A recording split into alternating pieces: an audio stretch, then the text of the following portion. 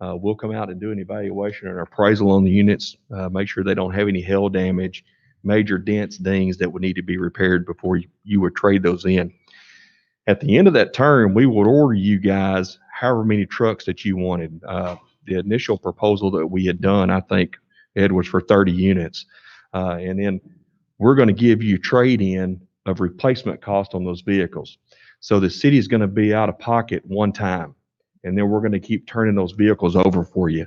Ford Motor Company has got a government concession program that they've had in play for well over 20 years.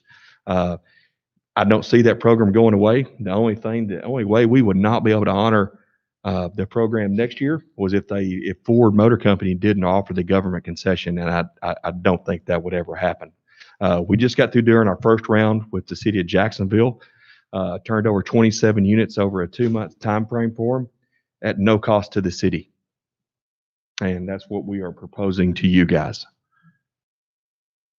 So one of the things, Council, and I talked to Carrie, is that it looks like it'd be a purchase or bid out because we're purchasing the trucks outright rather than a lease.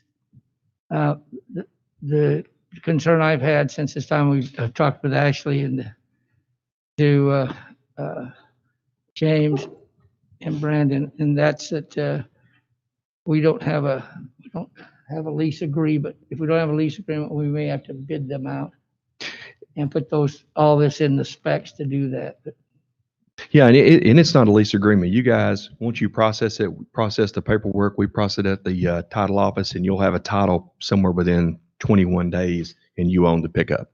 And if for some reason the city if you guys didn't like the program and didn't want to proceed with it, you still have the asset and own the pickups, free and clear. where is the paperwork? You said process the paperwork. We'll process it through the title office and process it to the city, where it'll be the city of Mount Pleasant as the owner of the vehicle instead of Elliott Ford.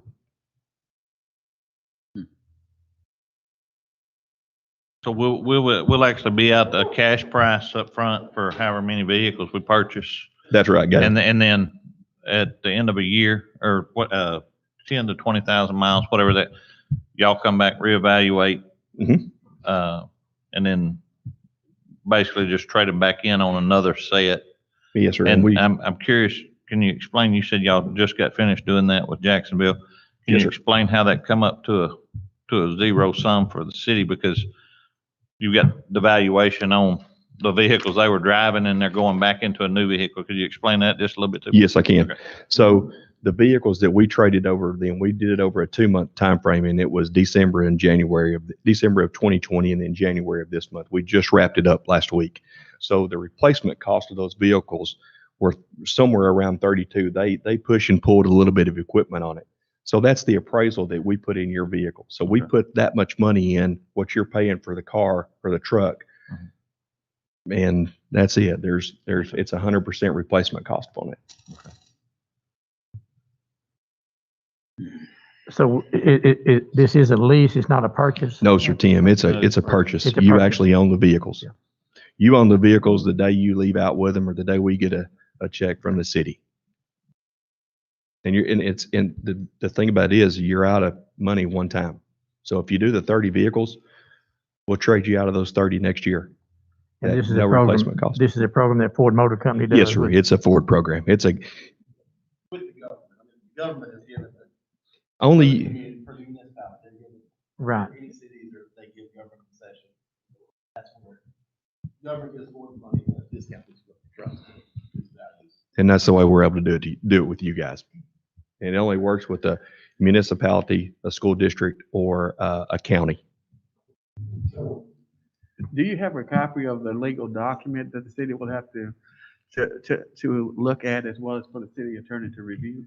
The problem is the only thing that, I mean, It'd just be a sales contract. It's a sales agreement, an agreement between our dealership and you guys. That's Yeah, it. it's just a sales contract is all it is. That's Just it. like as if you wouldn't buy it.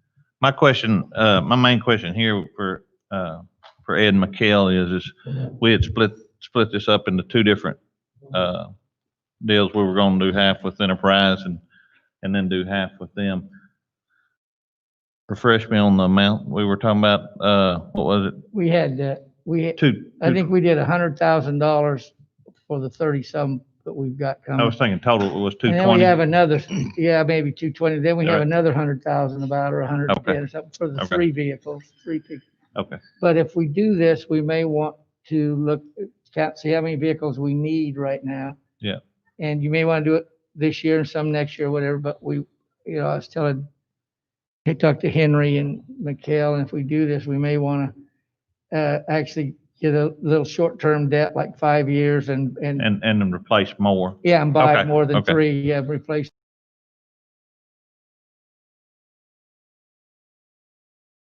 You guys credit also, if you need help Okay. and assistance with that. That was my question is what, we did, I mean, my mind's kind of, how many vehicles did we do with Enterprise? Was it 33, 38? Okay, and what was how many were we talking about doing, Scott? This proposal is just for 3, Galen, but Okay. we've done up to as 30, many. Okay. 27. We have So basically, seven- we got $110,000 to buy vehicles with Well, that and we you have could use budgeted, that. but we can actually push that and finance some of it. You Is that could what you're use saying? that, you could use that to pay the debt, like if you went out $500,000, buy 30 vehicles, Yeah, you then you do. could use 100,000 As in down 5 payment. years, be out of Yeah, it. okay. I guess, Ashley, Brandon, what would be really the difference in what we're doing here than us just buying 3 vehicles from you and trading them in? That's what you're I mean, doing. That's just the same. You're just turning it over every year. That's it. And we're giving Yep, you the but, replacement hey, cost but- for it. Ashley, explain to them, though, we're turning it over a year for the same price. We're not seeing a Yeah. difference. You'll see a price increase in the truck, which will allow our trade-in value to go up to meet the cost of what you're paying for the pickup. I see. Uh, it's, Right now, when you're, this enterprise, when you're looking at enterprise, if you're spending $100,000 a year with enterprise, and I'm not sure how long the leases are, if they're 2-year, whatever you're spending. I mean, after 2 years, you've spent 100 or 200,000, and that's what you've done. After 2 times with us, I mean, you've gained, each time you spend 100,000, you're gaining $100,000 of equity of assets. And if you were, say, if you did 30 cars over, and that was $1 million. So then if you spent 200,000 a year on those cars, if you paid on that, in 5 years, you would have that debt paid off, and you would have $1 million worth of brand new cars. And Every it- year. yeah, Or yeah. every 30 time we additional. rotate it. So Yes. then in year 6, you're spending no money, and you're still getting new vehicles. I mean, With enterprise, well, for the last several years, the city has had 200,000, 220,000. They've bought 2 police cars for 100,000 or for 110,000 and 3 pickups for 100,000. And so, and that's what we've done, but we've got 70-some vehicles in our fleet. Yeah. So we've got some real old ones. It takes us a while to get through them with that much. Yeah. With enterprise lease, what he says is right. It's about $7,000 a car, a vehicle we're leasing. And so that 100,000 or 110,000 for enterprise will, just like it's been there forever to buy a couple of cars, will be there all the time. We have to give them that money every year to get them to keep us in new cars. With this, we just have to have the 100,000 around to pay off 30 cars, and then it would theoretically, it would go away, and we'd still have the 100,000 in the new car every year. yes, so if you guys purchase the 3 vehicles that we've proposed to you earlier, so next January, you're going to buy 6 vehicles and you're going to be out $100,000. Yeah. Basically. Or you buy 3 and you're out. I mean, Yeah. Or you buy 3 and you're out nothing. Right. Okay. I understand this a little better, after sitting and listening, but I think the main thing I want to see is I'd like for Ed McKell to decide where we go from here. Do we just buy the money that we have allocated, or do we actually buy more vehicles at one time and set a debt up and have that done? So it'd be Yeah, something I'd like for y'all to talk about. let me ask you, Brandon, did you say, or someone told me along the way that really this is about pickups? It's not about any of the other cars that you sell? Police cars are that's kind of. We a got the different- police taken care of, Okay, so. okay. The Sedans. the big concession money is on trucks, 3/4 tons and I guess half tons as well. The big one's on the 3/4 ton truck is the one that we've been able to Get turn the that biggest. thing over. So not half ton, but Yeah, 3/4 they're ton. F-250s. So what we'll need to do is just look at how many of See those how many we we need need. in the fleet. And we could do that there. And then Yeah. one of the other things that Enterprise said was if they need half-ton trucks or whatever, they would contact Elliott and look at buying what they need. They say we want Explorer, we want half-ton pickup or whatever. They would buy them from you to lease them to us. But if it's the 250, the 3/4 ton, we just need to look at how many of those we need. And I really think on the, and again, on the F-150s, I think if they're charging you 7,000 for a year, I think we could go back in on a municipal government bid with this and come in considerably less than that on F-150s also. We just feel confident on the 3/4 ton. We're good enough with what the stuff to just put our neck on the line, and with all these vehicles, we'll be fine there with the money. Now, y'all are on the buy board for what, tips as far as police cruisers go? Yes, sir. Is that right? Yes, sir. Everything is. So this can be done for everything. Right. We've been on the buy board with tips for 3 Yeah, to 4 I years. remember when y'all Yeah. got on that, yeah. Yeah, We're so I, glad to have y'all join that. Go ahead, Miguel. oh, she won't,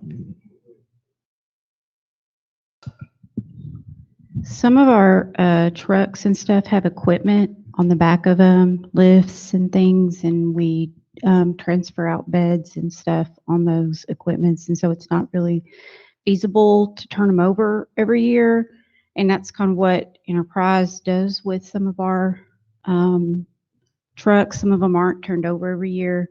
And some of the equipment on the inside of them is kind of expensive to turn over. So that lease program we have with Enterprise kind of takes that upfit cost and rolls it into it. That's why some of the prices of our trucks are a little bit more, is because we kind of roll that upfit cost into the lease.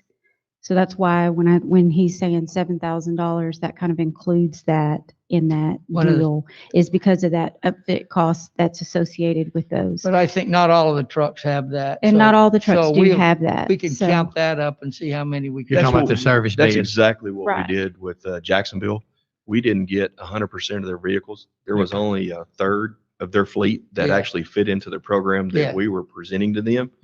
Basically the same thing as you guys. And Michaela, we wouldn't want to turn your 550s over every year and you go through the headache of transferring the beds and getting all your hydraulic systems and stuff like that. No, that's not what we're proposing. What would happen if we say picked out, we came up with 10 or 12 or whatever we need, and we went out on and had to bid it out so you guys could bid it? What's the chance of other Ford companies around giving the same bid you are?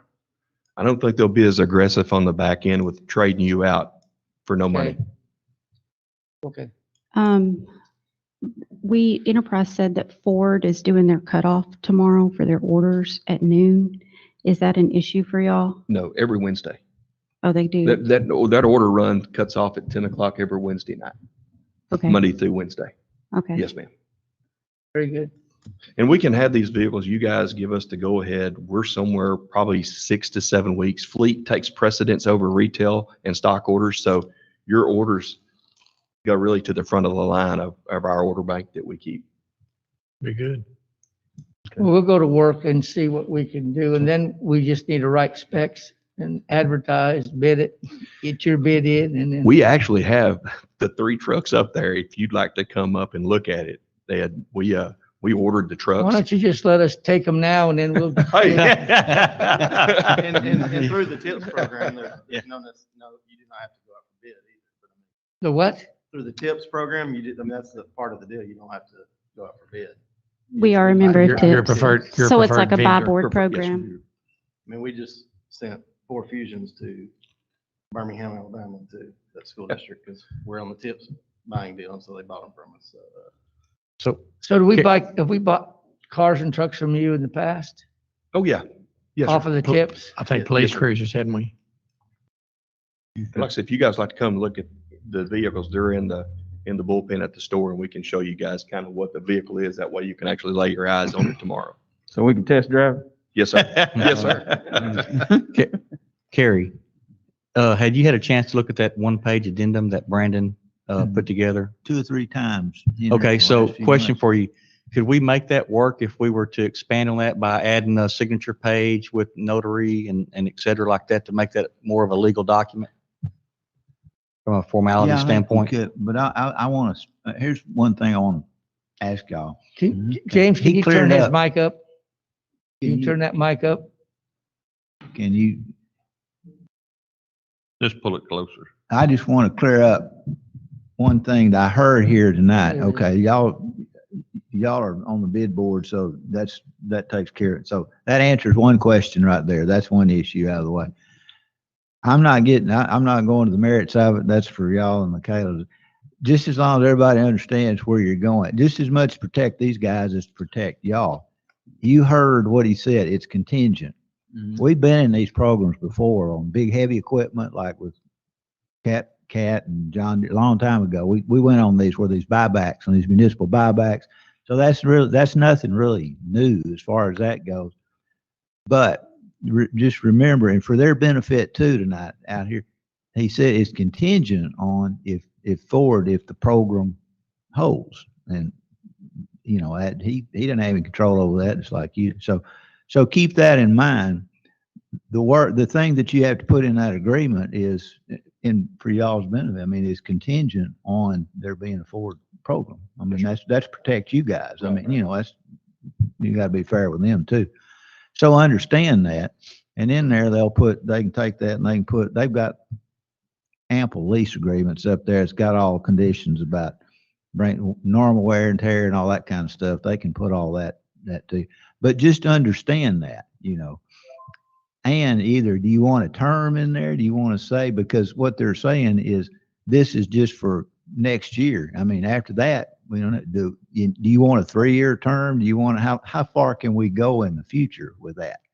Well, can we set it up on an automatic renewal every 12 months? Or Yes. whatever, 16 months or whatever it is? Yeah. It's Of course, that whatever would these depend- guys will tell you. Again, I don't want to go to the merits of it. That's for y'all to decide. But out of fairness to them, I don't want 3 years from now and there's everybody's retired and gone home, and they say, oh, by the way, they said, we need to protect them too, just like we need, so how long? I mean, you want to commit yourselves, or you just want, if you leave that wide open, that's where you are. Well, I mean, don't think we want it 1 year. I mean, let's do it for 10 years. Well, I think we should put in the agreement some to the fact that it's automatic renews every year, for example, and then you give each party the option to give a 60 or 90 or 120-day written notice that you no longer want to participate in this. like a lot of agreement. your computer stuff, all that's got, Right. I just don't want any misunderstandings. I mean, you can walk away here not have anything and just show up this time next year with your truck and say, here we See, are. Yeah, and and if you put in the terms that it's an automatic renewal, then we don't have to worry about, oh man, we forgot to renew that with Elliott's. See, if you decide you don't want to renew it with us, You just own the truck. you own the truck. Yeah, So yeah. Say we own the it's truck, kind of a yeah. yearly deal. Well, and if And you decide you don't want to renew it with us, we still own We the still truck. own the You still own the truck. So it's a win-win. But keep in mind, you've got a contingency in there. It's contingent on Ford Motor Contingent. Company keeping that program. Kerry is right. How long has Ford been doing this? I've been doing it for 25 years and They had that they've had program? it ever since. His dad's been doing it for 10, Okay. 20, no, 30 Okay. more than me, and it's had it every year. I mean, Now, y'all are making Ford's James gonna- be old. Ford's gonna, Yeah, they added some. Ford's gonna make money out, I mean, the chances of them canceling government project is not, Yeah, I don't think so. They have such a big municipality business. I don't see them backing away from that at all. all right, just a thought. Just that everybody understands. Everybody be That's careful. all that I ask, that there's not any misunderstanding this time next year. And they say, well, we're sorry, Ford, they had a banner year in cars and did away with truck program, whatever. We're sorry. I don't want to hear anybody bashing either other party saying, well, you didn't keep up that's where we are with it. And that's the way it works. And so, But keep in mind one, we have zero interest in these vehicles. They are 100% the city of Mount Pleasant. So, I mean, it's, and that's what cleared up the first issue on the bid board. If you can do it without bidding, you're in that. Okay. So So that's where we are. Ed, can we make sure that we look at our current inventory fleet and see which or how many 150s we have or sedans or any type of other vehicle that we want to go ahead and upgrade or change into this crew cab F-250 4x4. Yes, yeah, we can do that tomorrow. And the main thing would be is to make sure we get the details we want into the document that we sign. Right. It's the main thing. Sounds like I just need a signature line and add in the contingency on I think that, sure. and grab some of your, pull in your leases and pull out that language on, when you don't take a lease car back. It's gotta be all that kind of stuff. Cause I don't want any misunderstanding on that either, but, but you got plenty of those. Yes, Okay. Anyone else have anything? Appreciate y'all being here tonight. Thank y'all very much for your time. Thank you for Thank coming. you. Thank you. Appreciate you. Okay, we'll now go ahead and move on to our next item. Go ahead and close that discussion. Move on to item 4, is consider approval of resolution 2020-2, hazard pay for employees who have not received such pay. Mr. Thatcher? Yeah, I've talked to you about that. I need to correct one thing I said. I gave you a number of 44 and 123. And the 123 are the ones that didn't get it. The 44 are the ones that did get it. And so that's why it's going to cost 150. It costs $300,000 federal government gave us to give 44 people. The 150,000 we've been reimbursed for people that when we went on when people had COVID or when we were on skeleton crews for all last year. The federal government reimbursed us $250,000 of time that we had paid out of our budget. So we have 250,000. So the 123 that didn't get it, will cost 150,000 to pay them the same thing that the other guys got. And that will come out of funds that we have. Yes, out of the funds that they reimbursed. They reimbursed us us for, correct? Okay.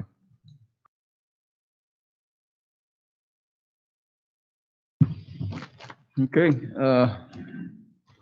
we don't have no further questions or discussions. We can open the floor for a motion on the item.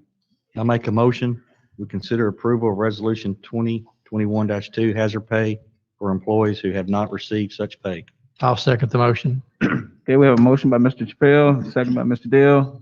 Madam Secretary, record the vote, please. Councilmember Adams. Aye. Walker. Aye. Dale. Aye. Sproul. Aye. Chappelle. Aye. Motion carries unanimously.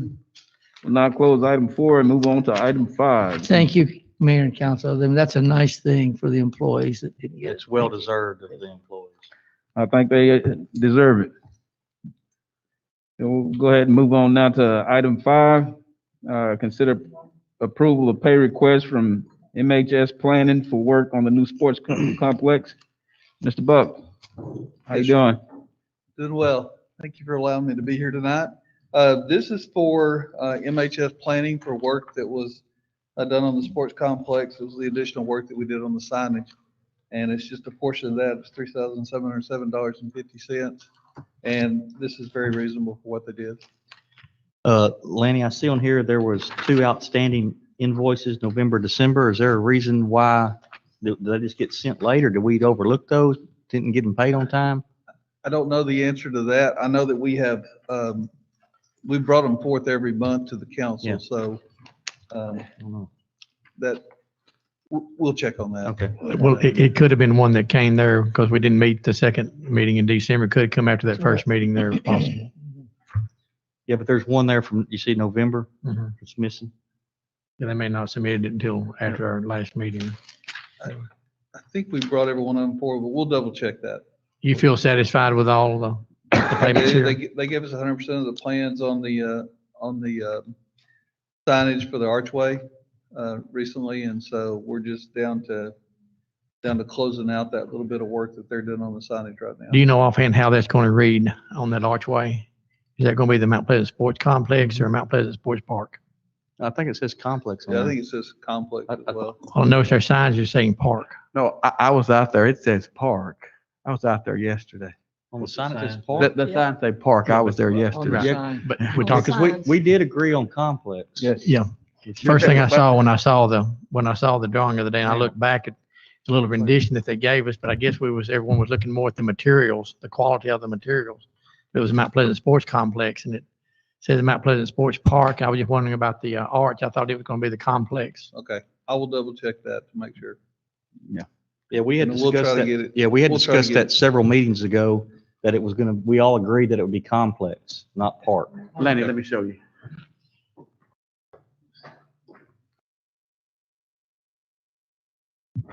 They gave us a little rendition one time. And I looked back at it and it did. Okay, yeah, it is supposed to be. Just check on that for us and we'll make sure that we're, Sure, we can do that.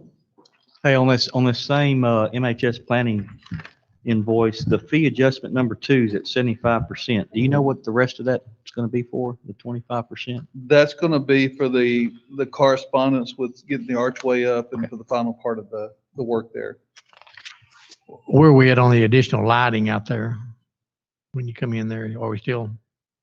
So we were just talking about that, and I apologize, I didn't get out last week. They were supposed to be putting that in last week, doing the concrete and everything, just been waiting on rain. Every time it almost gets dried out, it rains. So they were gonna bring mats in so they could walk back in as of last week.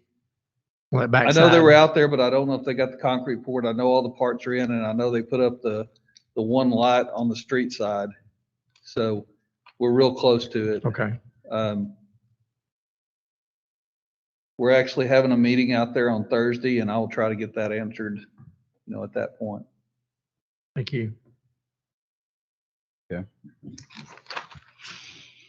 We have any further questions or discussion on this item? Okay, thank you, Lynn. We'll open the floor for a motion. I'll make a motion that we approve the pay request from MHS Planning for the work that's on the new sports complex as presented tonight. I second the motion.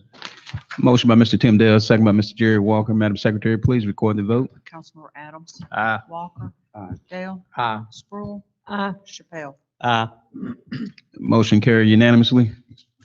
We'll now close item 5 and move on to item 6, and that's to consider approval of pay request from Turfscapes for work on the new sports complex. So the next two items are associated with the recirculation pump that we put in. Where the water feature is, the waterfall, as you go into the main area out there. We had, the original design had a waterfall that came in and basically it just took city water and let it go down the creek. So what we did is with this part of the work is we dammed that up, put a recirculation pump in, so that water is recirculating now, so we're not wasting all that water that comes out of the waterfall.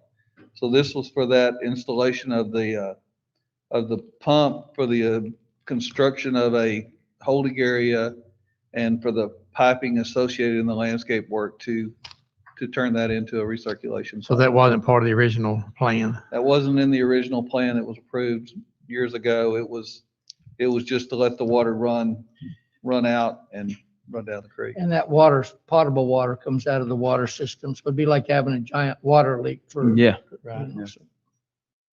Well, that was smart. yeah. Well, I don't know who caught it, but it's a good catch. Yeah. Mhm. Mr. Okay. Thatcher actually insisted that we do that, so Thank I God. Thank think you, that was a Mr. good Thatcher. move. So, Yeah, very smart. Yeah, good, Ed. You should be an engineer, Ed. Okay. Anyone have any questions on this item before I open it up for a motion? You're satisfied with all the dollar figures on?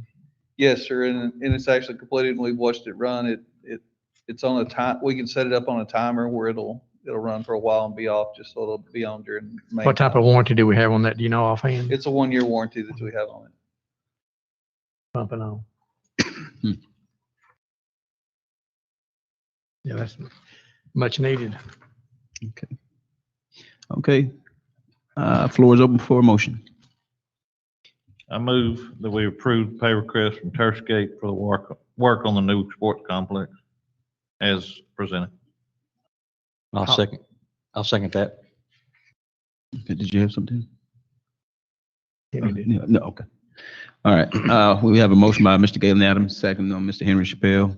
Madam Secretary, record the vote. Councilman Adams, Aye. Walker, Aye. Dale, Aye. Sproul, Chappelle. Aye. Motion carried unanimously. We'll now close item 6 and move on to item 7. Item 7 is to consider pay request for ETEX Electric for work on the new sports complex. This is for work associated with the electrical to supply the recirculation pump. Same discussion before ago. This was the amount agreed upon and it has been completed as well. So on the ETEX Electric, it says installation for new waterfall. Is that a different? No, They it just, was- they just missed. It's still new because it hadn't been opened, but it's the same location. There's only one waterfall out there. Okay. Okay. All righty, floor open for a motion if there's no questions. I do have a question. Go ahead, go ahead. Oh, and this may not be the right time to ask it. Are we still on budget with our sports complex? Do you know, Laney, how we're doing? And are we out of contingency monies, Mikhail- blah, I blah, think blah? Mikhail- Mikhail, So we got some extra, Hold on, yeah. Mikhail will speak on it. Hold on, just a second.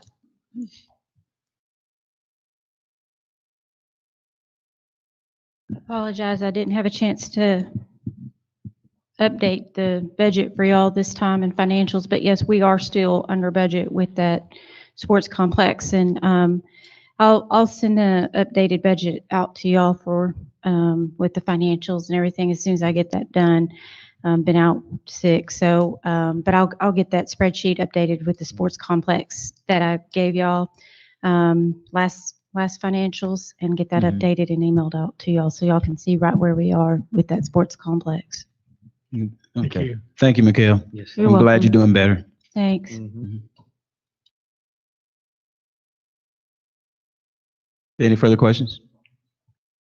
Okay, we'll go ahead and open up for a motion.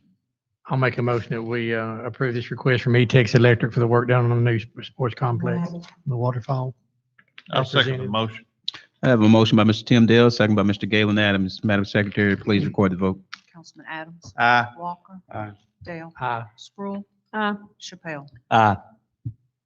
Motion carries unanimously. Mayor, can I just Yes. answer his question on those invoices? I looked back at Yes, some of yes, my ma'am. emails and the November invoice, we just overlooked it once Okay. it was approved for payment. Pat Gaddis and I with MHS, we were emailing each other back and forth. And then the December invoices came in after, and we did not have that first meeting. So those are why it's like that. Thank you. Thank you. Okay, now that item 7 is closed, we'll now move on to item 8. Item 8 is to consider and approve investment policy for the city of Mount Pleasant. Ms. McHale.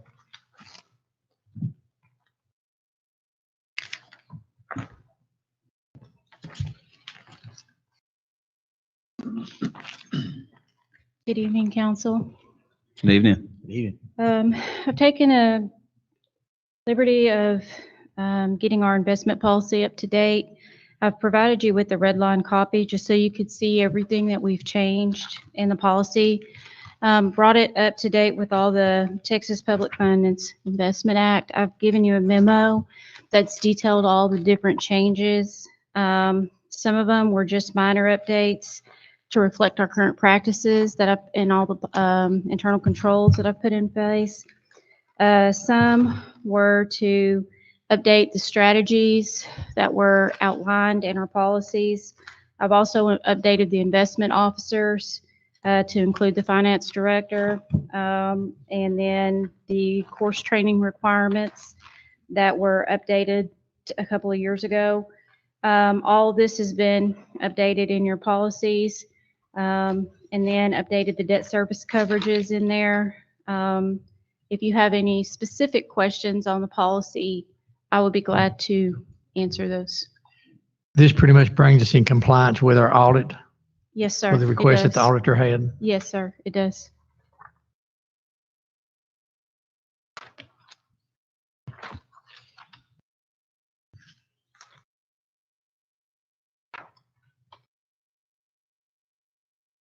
I have a question. They were conducting the audit not long ago. How's that coming along? They came out and were here for 4 days. I think that's the least amount of time the auditors have ever been here. It's around the 16th, 17th, and 18th of December. December, yeah, they are pending a few things from me. I was gonna get that to them last week, but I was out, so I'm gonna work on that this week.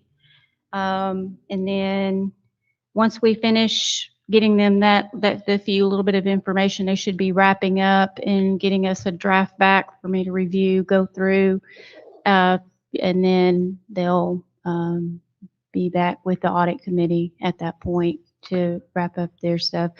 There is a few comments. I've tried to rectify any comments that they've had and address those. Just, you know, I've only been here, I know it seems like a long time, but I've only been here 9 months, so it's hard to fix everything in 9 months. But I think we've come a long way in 9 months. Yeah, we have definitely not just sat back and put it on the shelf. We've been working, as you all know, you all saw when it was there. One of the big things in there, if you remember, they wanted us to amend our landfill contract. Yeah. And we had to get them and have them get the permit and take care of the post closing liability that they were having us do. And the Republic has agreed to do that. It's taken a whole year. I think Kerry just got that right at Christmas time or after Christmas time this month, and maybe a week or so ago. And so they've approved it, and so that should be coming next time or one of the next meetings for us to approve. But Yeah. the auditors have their proposed Their agreement, proposal, so yeah. they're taking us off the hook on that now. So Did the auditors give you an initial assessment of what their thoughts were overall? Overall, they said everything looked pretty good. So, you know, auditors are kind of those mysterious people. They won't tell you till they give you the comments. So I've asked him, but he said that he would call me and talk to me and let us know everything. So, but he said everything looked really good. He said it looked 100% better than last year this time, and he was very much impressed with the work that we'd done. So that was his initial comment. So well, and the one last year was like 200, 300% better than the 6 years before. So, Yes. so we've come a long way. But one of the things he'll do is he'll write that report, then he'll come and meet, maybe Zoom or whatever, with our audit committee, which is Tim and Jerry and Mikhail and I. And then they will come to a meeting and present it to you and let you ask questions. We'll get it out to you, look at it, and then they'll come and present it to you. And that's the point where you can ask them what they think, because they'll tell you that night. right. But the items that they provided to you are just minor things Yes. for the most part? Yes. Okay. Yeah, we're over the big things. Yeah, Yeah. the big ticket items are pretty And, much all taken care of. Yeah, and you know, I did come in the middle of the year, so there will be still Yeah, there'll be a little spillover. spillover Yep. stuff, but for the most part, the way they write those comments is we noted, and they've been rectified. So at least that's what he told us. Sure. So I think we're good. Well, you've So- done a remarkable job over these 9 months, and we certainly appreciate all your hard work. Thank Just you, wanted to let sir. you know that. Thank you, sir. Okay. If we have no further questions, we'll go open the floor for this item. I make a motion, we consider an improved investment policy for the city of Mount Pleasant. I'll second the motion. Okay, we have a motion by Mr. Henry Chappelle, second by Mr. Tim Dale. Madam Secretary, please record the vote. Councilman Adams. Aye. Walker. Aye. Dale. Aye. Sproul. Aye. Chappelle. Motion carried unanimously. We'll now close item 8 and move on to item 9. Item 9 is consider resolution 2021-1 designating investment officers for year 2021. Ms. McKell? According to our investment policy, you have to designate at least 2 investment officers, and this is just basically for checks and balances. The investment officer must complete at least 10 hours of training every 2 years, or 8 hours a year if you don't get it every 2 years. I have completed the training. I've included my certificate in the packet for you, and Scott has also completed the training, PFIA investment officers training. So I've asked to be named as investment officer for the city, with Scott as secondary officer to improve investments. We will consult with Mr. Thatcher on any investments that we make for the city. But I would be the primary designated investment officer. Okay. Council, we have any questions or discussions on this item? If not, we'll go ahead and open it for motion. I'll move resolution 2021-1 designating investment officers for the year of 2021 as McHale and Reeves and Scott Walters. Do we have I'll second that. Okay. We have a motion by Mr. Galen Adams, second by Mr. Henry Chappelle. Madam Secretary, recorded vote, please. Councilmember Adams. Aye. Walker. Aye. Dale. Aye. Sproul. Aye. Chappelle. That motion carries unanimously. Thank you, Mikhail.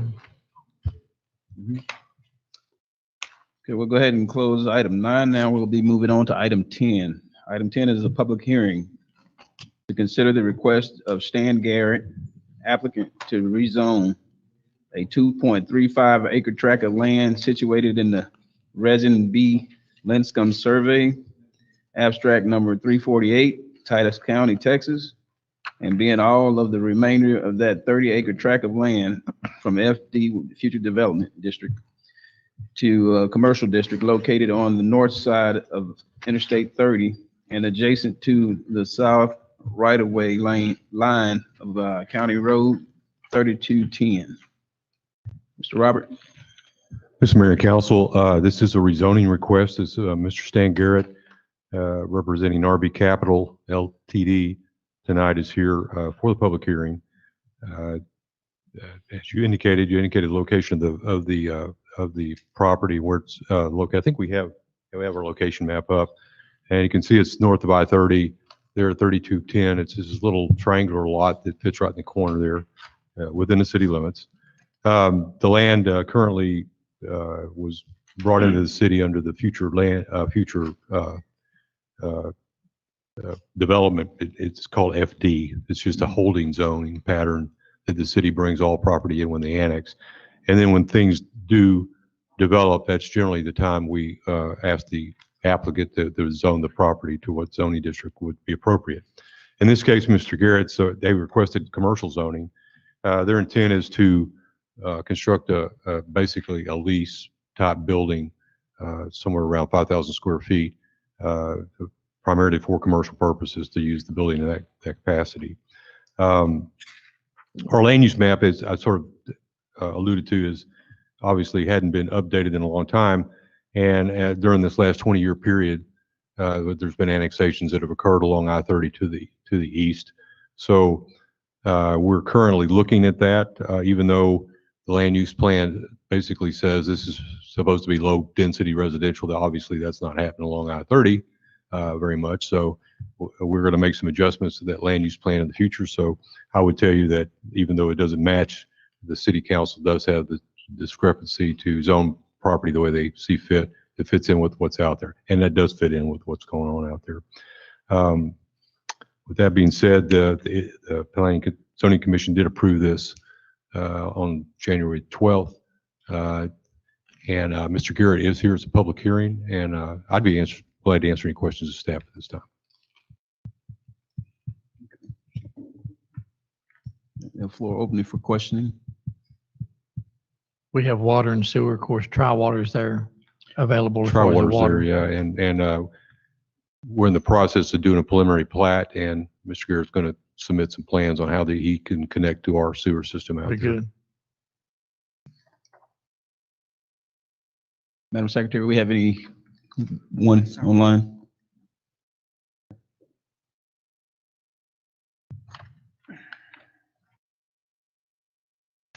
Okay, council, we have no further questions. We'll go ahead and close the public hearing. Did you want to hear from Mr. Garrett? Yes, yes. Yeah, love to. Well, gee, thanks, Robert. I appreciate that. No, this is a piece of property that we actually have owned for about 4 or 5 years.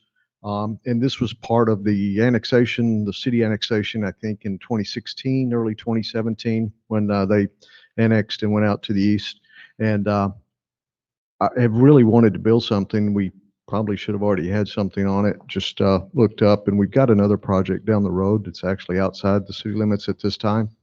And so while we had the contractor's attention, we thought we would just build a 5,000 square foot spec lease to own or lease or just lease a building on that little, I call it the pie piece of property. As you can see, it's about 2.35 acres. Doesn't lend itself very much to, for much more of a bigger building than that. Certainly our contractor has filed all the required documents and going through that process, and this is just another one of those steps.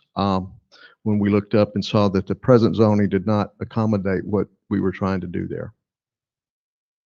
Okay. It looks nice, building. That's the one out. Yeah. Close to Big Tex, right? Yeah, cross over by Tex Trail. Yeah. Okay. Okay. You have anybody interested already? No, really, it's, we've had a couple of, what are you gonna do theirs? And so right now we're, once we, start throwing up the red iron and the metal building, it'll have some overhead doors, probably 500 to 600 square foot of office, a man and a ladies restroom. But no other interest in kind of what you're planning there. And really right now, we don't have anything specifically for it. But it's kind of like a house. If you build it, hopefully somebody will show some interest and we'll go from there. Okay. All righty. We certainly thank you, sir. Thanks. All right. Thank you for being here. Okay, we still don't have anyone online, right, Madam Secretary? Okay, well, we'll go ahead and close the public hearing. Therefore, closing item 10 on the agenda. We're now moving on to item 11 on the agenda, which is to consider. Yeah. Close it and then you have to. Take some action. Take a vote on it. Hold on. Oh. No, you Up to you. had the public hearing, now you consider the request. Yeah, okay, I let that start off. Yeah, I did. I got ahead of myself there. Yes, we have closed the public hearing. We're gonna open the floor for a motion on this item. I'll make a motion that we consider this request from Stan Garrett, the applicant, on the rezone this 2.35 acre tract that been presented tonight. I second the motion. Okay, we have a motion by Mr. Tim Dale, second by Mr. Jerry Walker. Madam Secretary, recorded vote. Councilman Adams. Aye. Walker. Aye. Dale. Sproul. Chappelle. Aye. Okay, motion carries unanimously. Now we can close item 10 and move on to item 11. Item 11 is to consider a request by Cleveland Robinson, owner, for a waiver of road improvements on a portion of Louise Street for Lot 12, Block 3, Lindley Addition, City of Mount Pleasant, Titus County, Texas, pursuant to Chapter 154, Subdivision Section 154.14, variances, exceptions, and waiver of conditions. Mr. Robert? Mr. Mayor, Council, if we get to the next slide or two, maybe 3 up. Keep going. Well, we can go one more right there. That'll work. I want to show you the location of this property. It's basically on Lewis Street, and the side street is McKinnon. It's basically kind of backs up over there to the Pilgrim's property. Do you want the map up? That's it. Oh, yeah. Can we go back? Just go right there. Just leave it there for a moment. If you can see that green area I've got designated up there, that's the lot we're talking about. And you can see that that's the street that continues north. That street, as you see on the map here, is not built. There's nothing built there, but there was a designated right of way that went right down the middle, dividing both those streets. And if we'll flip back, go back one slide, you can. That's the original subdivision plat that designated that. And initially, those were lots that were set in there. I believe there were like 50-foot lots that were subdivided on both sides of the street that went north. Apparently, and you can go back to the next one. Thanks. The Pilgrims apparently, over the course of through the years have bought most of those lots over there. They bought most all of them over there, and you're aware of. And I think you remember, I was a month or so ago, maybe longer, this lot was a tax sale. It did come to you all for approval, and you mentioned that to me. What might happen if somebody wants to build a residential home? Well, it's happening. So this person's an investor. He's trying to build a home for either rental or for sale. And the home he wants to build is actually a pretty nice home. The problem that he asked, or he's asking essentially, is that he can get, if we'll go to the next couple slides up, that's the home right here. This is, yeah, that's it right there, that one. That particular plot plan, site plan that he's sort of given us is the driveway. The house is going to be built with a garage on the back end of it coming off McKinnon. So his driveway, he can actually meet the code for what we think for access. And now we're having homeowners or builders put in the driveway for the 2-car garage, off-street parking requirements. Can meet that requirement. The problem is that there's no pavement, on Lewis Street, and it never was paved. And technically, the part in the code that I reference says, that anytime a subdivision comes in, that those streets are to be improved to the standards that the city has. Well, this was years ago. I'm not sure why that wasn't improved. It's too many years to go back and look at to try to figure that out. But during the approval by the council for the subdivision, and that subdivision, extremely old subdivision, so it just may have occurred that way back in those days. I'm not sure why, but the street wasn't improved. So the council, with that section 154.14, is an area for the council to consider under certain circumstances, hardship circumstances, whether they would vary any of the conditions in the subdivision ordinance.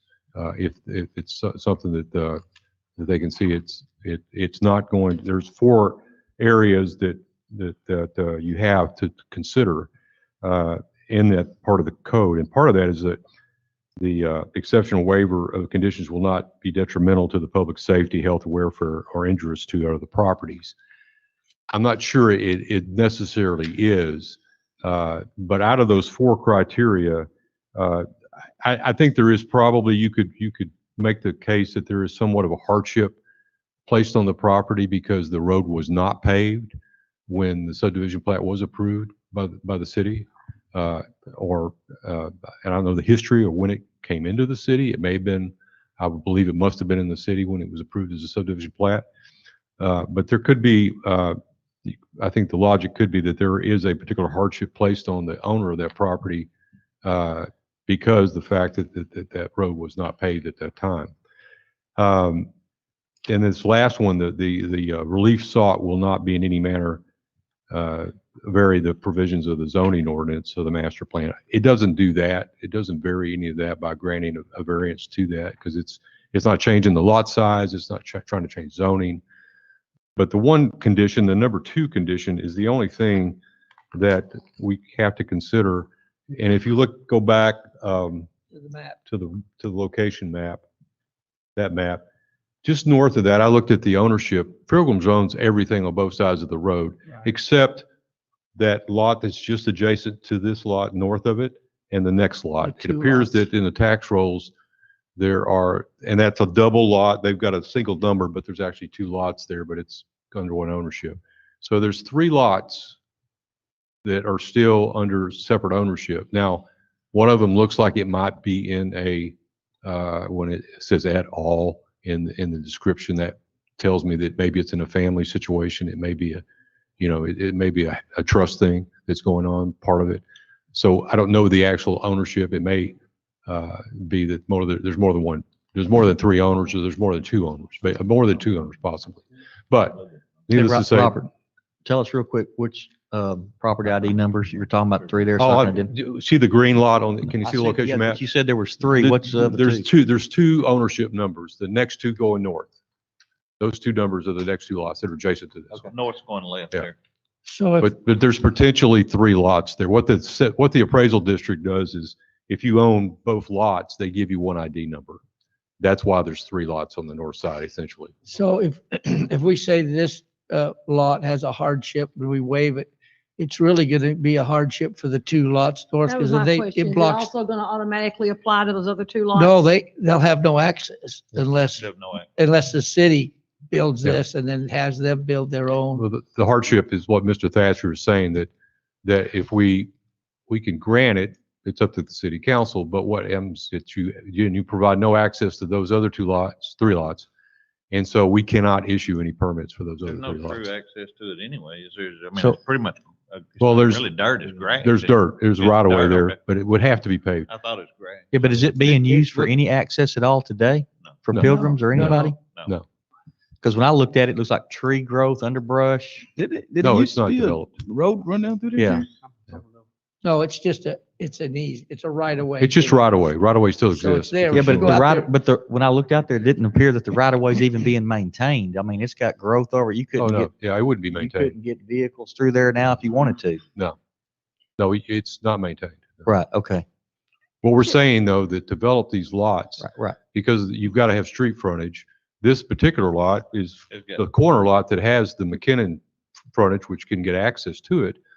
But it doesn't have the access in front, which it needs to be. And technically, when you develop a lot, your frontage or your lot, you've got to develop the street frontage.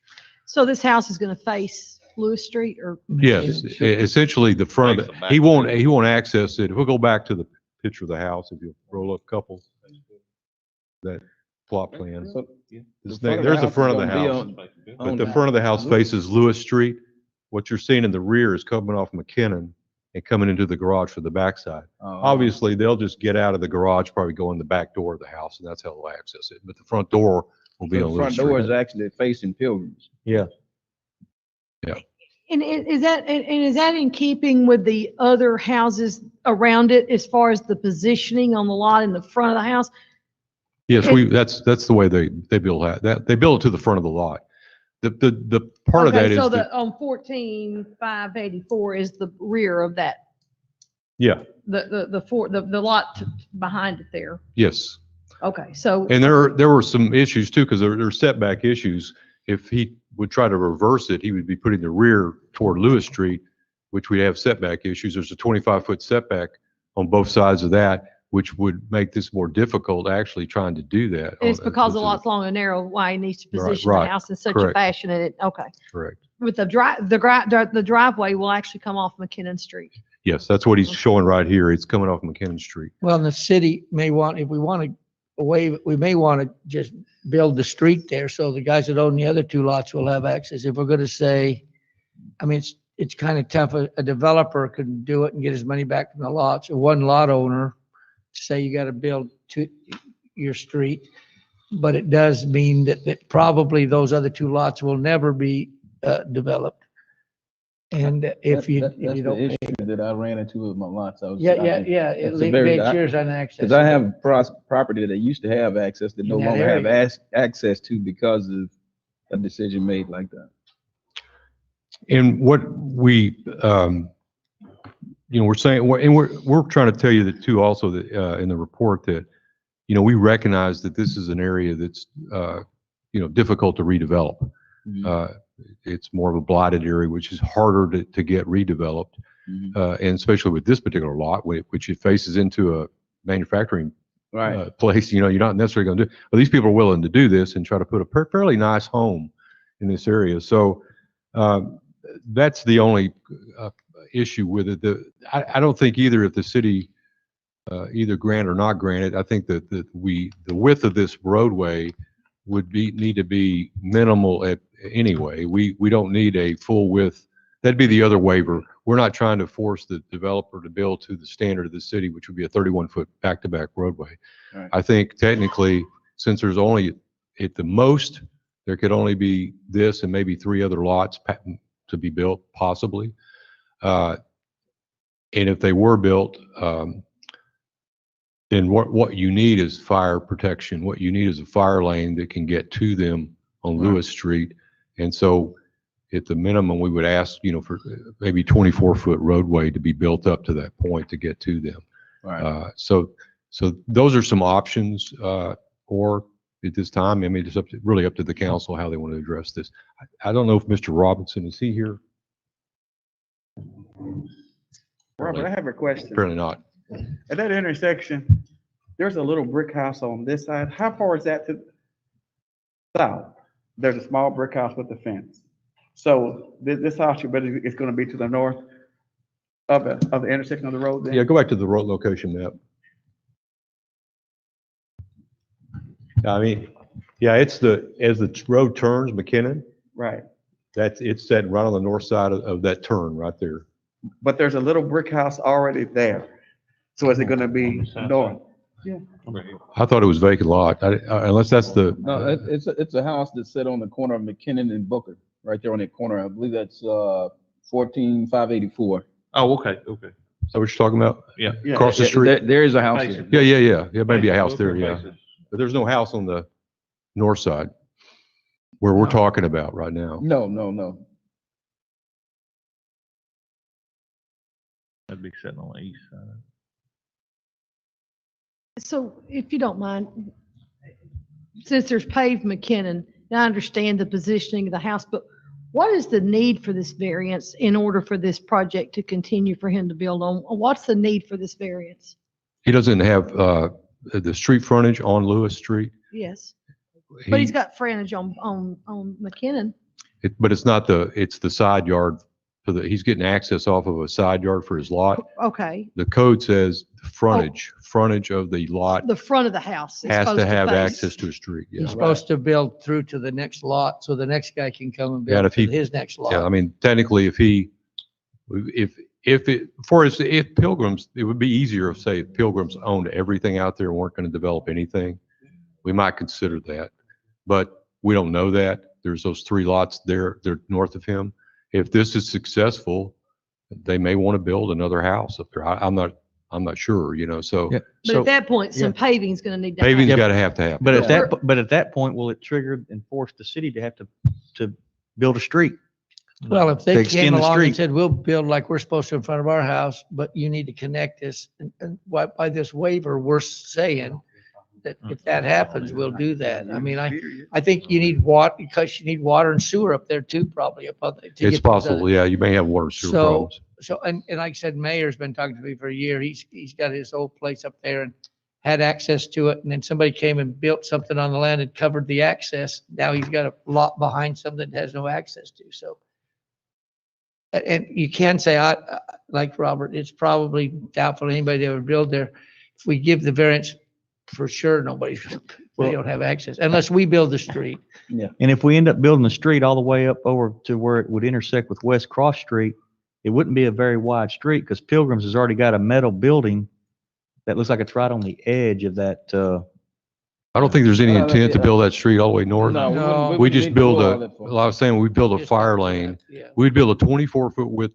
You'd have to probably build a cul-de-sac or something for them to be able to turn around. Possibly a turnaround. We'd have to talk to the fire department how they Yeah. want to handle that.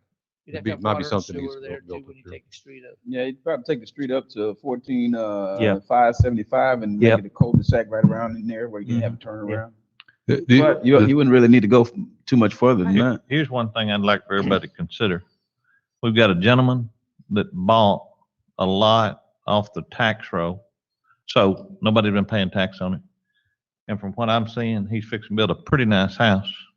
And not only is the property on tax roll, now the house is on tax roll. So nobody's done it in this period of time. I'm glad somebody's looking to do it. Oh, yeah. I don't think it's a bad idea. I think it's a good idea. And like it was said earlier, if he builds this, more will come. So somebody will probably want to build right north of him. Well, So you only that's got, going- I only think got 2 more lots, Put the so. fire lane though. I don't know. We'd have to, Nothing mean, right that's now. Andrew's job, but we would get an estimate to do that, but it'd be water and sewer and Yeah. that up there. And then I'm sure if all that was there, people would want to build on those. Yeah, but too. that's going to be quite an expense up front to get all that in place, possibly. I mean, in other words, if I'm hearing this correctly, and I just want to be clear, if we grant this variance to this property owner and developer, whatever, then in essence, we're almost saying to the other 2 guys, if you ever wanted to develop yours, then there's gotta be some more improvements done, some street, some, whatever you call it, fire lane, maybe utilities. So are we treating those other two property, I'm just asking, are we treating them right? By granting this variance without a plan in place, to, It's a good question. In fact, I does it kind make of, sense? Is it? yeah, oh, yeah, Okay, yeah, okay, exactly. Because to me, it makes sense. I'd like to ask Kerry what his thoughts are. I mean, I've always thought a city, one of the reasons we come and P and Z's come together is make sure you don't build something and allow something to happen that blocks access to land. So There are more of these than you might suspect Absolutely. around the city of Mount Pleasant. There's These a variances. lot, Yeah. well, there's a lot of these. Some are alleys, some are streets that just weren't developed. And they were done back in the 50s and early 60s. So I'm like Robert, I can't explain it. But I mean, there's nothing, those lots north of this particular lot here. I mean, there's nothing gonna prohibit those people from development. They just got to put the street in. There's no street there right now. And there has been a Not gonna be street. there. So if they want to develop their lots, they would have to get the street in as part of the development cost. Yes. Okay, it wouldn't necessarily be on us That's to do how it that would, then. subject to what you guys want to Okay, do. okay. Okay, I got a, But then, let me ask you, but then, we waive the part in front of his house. They'd have to build it, but they'd have to even build in front of his, or would we do that? Since No, we waived I mean, They'd have to. They'd have to build in front of be up his, to them they'd to have to build build it. that portion That'd of just it. be, I can hear the discussion now. Yes, I sure can do that. Why do I have to build that? You waived it, Mhm. you build it, and I'll build mine, you know? It's been the age old, you mentioned Tri-Water here a minute ago. It's been the age old, well, I put the water line up to here. Why doesn't he have? Well, here's- I'm sorry. I mean, but that's just that, there's nothing prohibiting him from doing it. I mean, saying they can build a road. All you're saying is this guy here doesn't have to put it there himself, whatever, but it doesn't landlock. He those other theoretically two. could end up It's with a public. paved street in front of his house someday at someone else's expense, It's public right away, right? I mean, it's, possibly, if it ever gets done. I have a question. It's just a concern of safety. If I'm looking at this right, his front door faces west, faces the back side of The street that's not the street paved. that's not there. And there's no door on the side of the house that faces, McKinnon. So does that create an issue for fire emergency or anything like that? Because they couldn't get into, like, say, the front door or if the, Yeah, you know, that's- I'm just asking. That's why they needed pavement. Well, I think it's close enough to McKinnon Street for them to get there. I mean, the distance from McKinnon's pretty fairly, house is a small lot. I mean, the fire department get right off McKinnon Street, get right to the front Isn't door. his garage off if we can? Yeah, I mean, Yeah, his it's garage is right off in of it. from You can get McKinnon. to the end of the house without a Well, I'm just problem. asking, are there any codes though about, doors on the house? I'm looking at his drawing. I'm asking about also, is there any kind of ordinance that says you have to have a door that accesses to a paved street? No, I don't know that one. Because I know when we built our house, you could not have a bedroom without a window. Every bedroom had to have a window. So Well, if you're it in the goes city- back to having access for the fire department. Fire department has to have access to the house. Okay. If it's coming off McKinnon, that's their access. Okay. But preferably, you want those, you got those other lots and you got to get to them. So somebody's going to have to pay. And the only thing I would say, if you were trying to redevelop this area and the council felt strongly about, because this is a fairly nice home, the guy's trying to come in with some new product down there. If you felt comfortable doing that, and if that spurred this other development, honestly, I don't know that the cost, because we wouldn't require, I don't believe, Ms. Thatcher can correct me, I don't believe we're going to require anything more than just a 24-foot fire lane to get to those other homes. So that cost may not be that prohibitive from them to do that. How this other piece gets done? Well, maybe the city considers what they might do if there were the other 3 lots were to develop. Might be something we might look at that point. And it We're not wouldn't be a talking- prohibitive cost. It would not be a prohibitive cost for this area. We're not talking about a very long road at all. No, not at all. I'll give you the best, it's a matter of semantics here, but if you carry that to the title company and you say, does lot 1, 4, 5, 7, 6 have access to it? It does. It has legal aid. That's a public right of way. Now, Designated road. is it the right of way you would want? No. I mean, you got to have a 4-wheeler to get down to your house or to that lot or whatever. And that's the difference. I mean, there is access to that piece of property, over there. It's not what you want. So, that's kind of, but I wouldn't mislead anybody. I mean, if somebody wants to develop that, it'd be just up to them to say, that's just part of the development cost, putting that, that segment in. But that's up to y'all to decide what we would contribute or what we'd help or what we Well, could do or could not do. here's the truth of the matter for me. 14,574, 75, and 76 could have bought that other lot if they wanted it. It's been on the tax roll. We ain't been getting no money for it.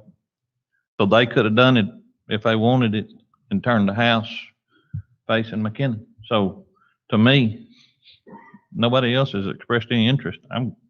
One guy wants a little house that's gonna be nice, and Just a quick question on the road though, if we end up having down the road to put in a paved road, is that easement wide enough for us to maintain our required 31 foot or whatever that is for the width of the streets? I would not trust this, the map, Well, I'm the map you're looking at right I'm here. looking at Google Earth and it doesn't look like there's 31 feet there. You said 24, didn't you? Well, Roger? you'd want- Whatever the 24, foot is yeah. between curb to curb, gutter to gutter or whatever. Well, Are you'd we gonna want more than that. You'd need, so there's 10 feet on Well, either side so of that. whatever the width is, Five I'm is looking again. here on the Yeah. Google Earth and it doesn't look like there's that. You'd want- All I'm asking is that would be another exception because it looked like that would have to be a narrow street Well, going in there. originally though, I showed you the original plat. I'm not sure how this configuration with the appraisal district has come out. And I'll tell you that I don't trust the way they draw the lines on there. They're not exactly right. So I wouldn't trust what you see on that map. The old plat that's before that is what what is really supposedly true unless somebody's replatted something in there.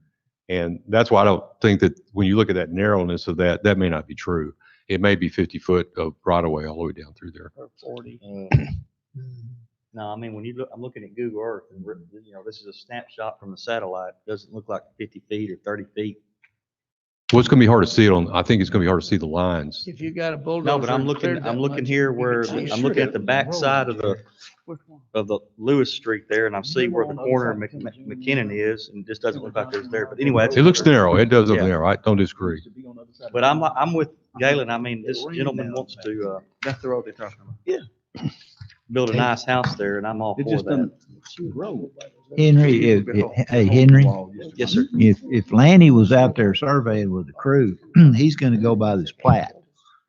He's not, that's exactly what he's gonna go by. And if it says 50 foot, he says, 50 foot right away or presume 50 foot right away. That's what he's gonna That's what go you gotta by, go by. not by what's on this thing right I'm not here. even looking at that. Yeah. Yeah. But that's what, and it, as I say, But there's what tons carries of that these on around it the city. gonna put a house This is not the only one. You'll see them again as years go on. He gonna put a house in there. More power to it. There you I think we just go with that, and if 14,576 and 14,575, if they come forward one day and want to do something, then at that time we Case see by what, case basis. case by case and see what the city wants to Let's contribute. I just didn't want to vote to back us into an obligation that we Right, weren't I aware of. understand No problem. That we were creating a new obligation for the city and vote without being aware of that, Yes, ma'am. if that was the case. That's what I was trying to clear up. All righty. Do we have any further questions or discussion on this item? Okay, if not, we'll open the floor for a motion. I'll make a motion that we grant this request by Cleveland Robinson, the owner for a waiver on this road improvement has been discussed and presented tonight. I'll second. Go ahead. Second. Okay, we have a motion by Mr. Tim Dale, second by Ms. Sherry Sproul. Madam Secretary, record the vote, please. Councilman Adams. Aye. Walker. Aye. Dale. Aye. Sproul. Aye. Chappelle. Aye. Motion carries unanimously. Now close that item and move on to item 12, and that's to consider approval of resolution 2021-3, request from Mount Pleasant Senior LTD for support and local political subdivision funding of a development for senior restricted housing located on Tennison Road named Mount Pleasant Senior. Keep going back the other direction. Keep going. Right there. Right there. That's it. Mr. Mayor and Council, this is a request. Basically, there's two different company names that are operating out here. Wade's here. He's a representative. He's going to make a little presentation to you. But just to go back what they're intending to do, and I think you may have seen these things before, tax credit resolutions that come to you, maybe come to you every year, I don't know. But they're basically on multifamily. They're either multifamily developments or typically multifamily. And it's a competitive thing. They every year the state has the ability to grant these tax credits for this type of development. There's certain conditions that they have to abide by. Some of these are age restricted. I think one of these, the first one we'll talk about, is Mount Pleasant Senior Ltd. It's not a typical apartment complex. It's a more single story complex, and I didn't bring my pointer, but that's the lots that are located on Tennison, but it's the ones that are to the east. They're broken up into 3 separate parcels right now on the parcel map. And then the next tract you'll see for the apartment complex is on the larger tract to the west, and that's the tract that Wade will talk about too. It's the same proposal. It's the same resolution in the sense there is basically a requirement, or not a requirement, but it's a city. If it's going to support it, it has to support it by showing a sort of a financial support in a real minuscule way. And in this case, the applicants requested that they just ask for a reduction in the wastewater tap fees of $250. That would be the city's basically saying they support it, and that's how the state views it, as the support that the city's willing to give them that reduction in the tap fees of $250. That would apply to each one of these requests on each resolution. So Wade's here to make the presentation. I think I'll turn it over to him if you let me do that, and he can talk to you more in depth about what he plans to I do. want you guys to understand that the reduction in the tap fee is $250, not every tap, just one. Exactly. Okay. It's one fee. Makes a difference, yeah. Yes, sir. Thank you, Robert. And I thank you, council, for, being able to meet here in person today. I think me, Ed, and Robert, we attempted one of those Zoom meetings here a few weeks ago. So it's really nice to be here in person for once. So thank y'all so much for your time. Again, my name is Wade Meinsky. I represent the development group. And we're trying to bring a couple of nice tax credit developments here to the, city. I work with the developer, Emmanuel Glockson. He's been doing this for about 40 years.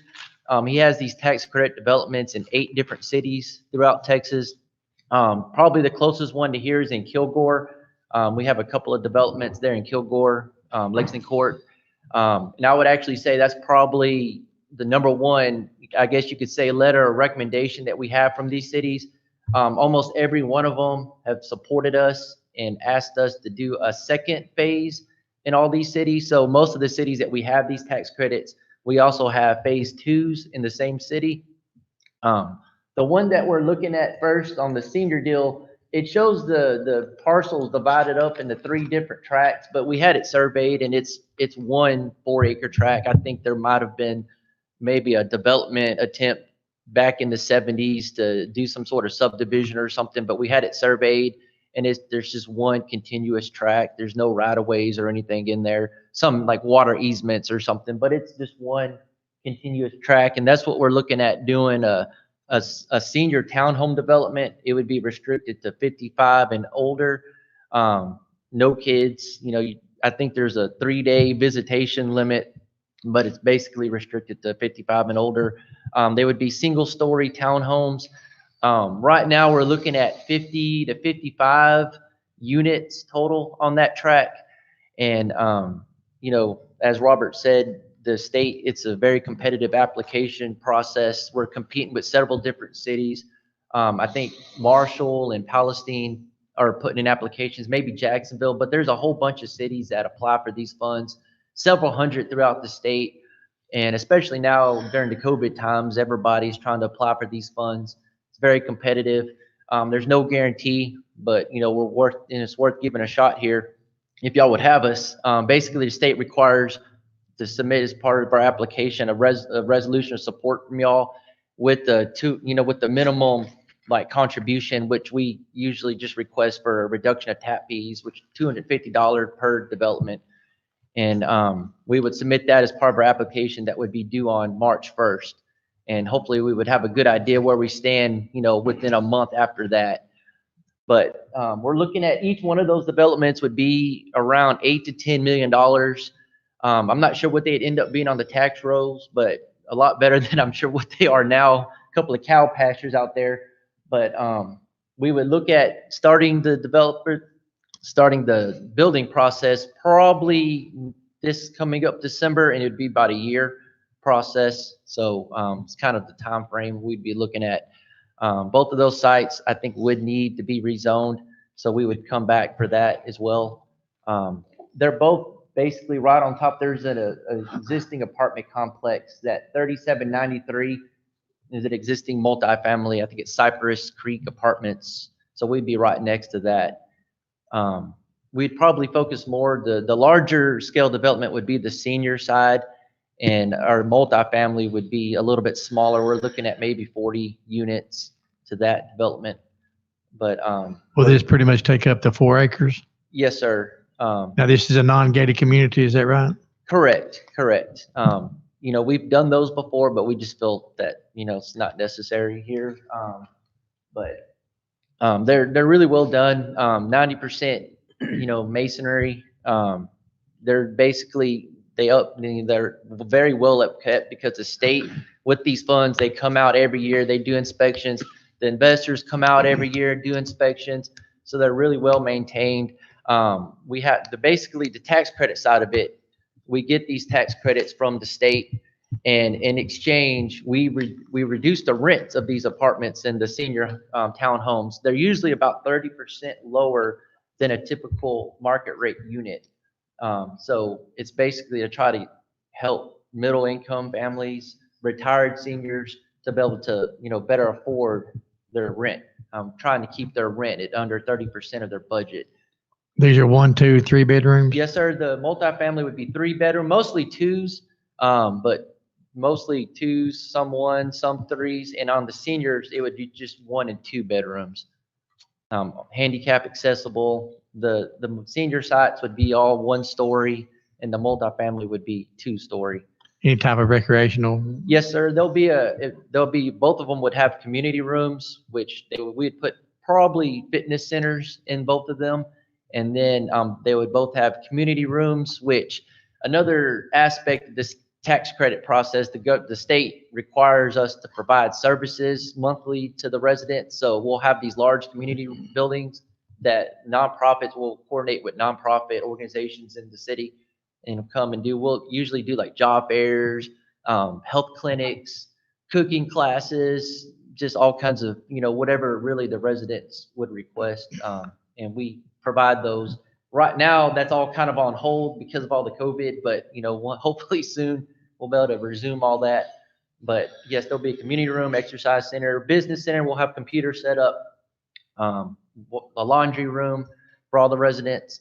There'll be a full-time manager, full-time maintenance person on staff full-time, which basically that's part of the benefit of the, especially the senior development. They'll do the maintenance, will take care of everything. There'll be the lawn work, change a light bulb, fix any kind of leaks you have. I mean, they're there full time. And these are smaller developments, so you basically, they won't be too busy. So of course, you have no idea what the chances of getting one here versus right now, Marshall. we believe that we're the top scorer, but it's just, you don't know, like, there's someone in Palestine right now that's applying for these funds. We think that they might be wrong on some of their scores, but we just won't know until March. But it's just so competitive. I mean, we try to apply for these every year, and you're just very fortunate to get them because everybody's applying for these. There's probably 150 people applying for these this year, and not even 20% of that would get funded. Have y'all applied here with us before? No, I know sir. we've had several each. No, sir. This year, the scores, they change the rules up every year. This year, y'all are kind of at an advantage. Basically, in the past, there's all these different scoring criteria that you have to meet. And this year, it just happens to be the larger cities in the region are at an advantage because they give you extra points the closer you are to jobs. And since y'all are, I think, the largest city in this region, the rural part of our region, and so that kind of puts y'all at advantage with obviously the other people applying in Marshall and Palestine, the other 2 larger cities in this region. And that's kind of an advantage this year that they put into scoring. They want these developments closer to jobs, and which is why Mount Pleasant, is at an advantage this year. Of course, next year they change the rules up every year. Next year that might not be the case, but this year we think that there's a good shot that we could try to get at least one of these deals here in Mount Pleasant. The one that would probably score the best would be our senior development. Does each one stand on their own 2 feet? Yes, sir. So looking at your rendering here, are all those lots 0 lot lines?